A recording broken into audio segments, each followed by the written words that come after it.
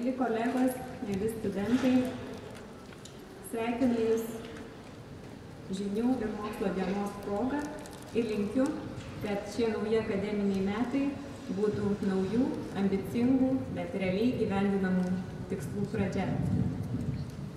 Visų dėstytojų vardu šiltai sveikinu pirmojo kurso studentus, tapus mūsų dinamiškos bendruomenės nariais.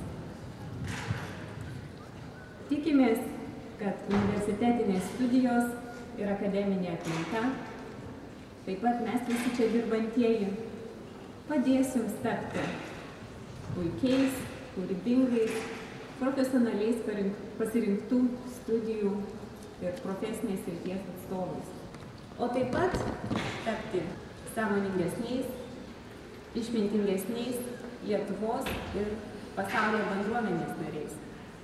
Nes universitetinės studijos nėra vienintelis, nors ir pats svarbiausias fakultete propaguojamas segmentas. Tad būkite kūrybingi, žingeidūs, smalsūs, ieškokite, eksperimentuokite, bendraukite su savo dėstytojais, nes mes esame pasiruošę ir mielai norime dalintis su Jumis savo profesinėmis žiniomis ir patirtimi. Tegul šie metai būna malonūs, įsimintini, o metų pradžia dar ilgai šilta ir saulėta.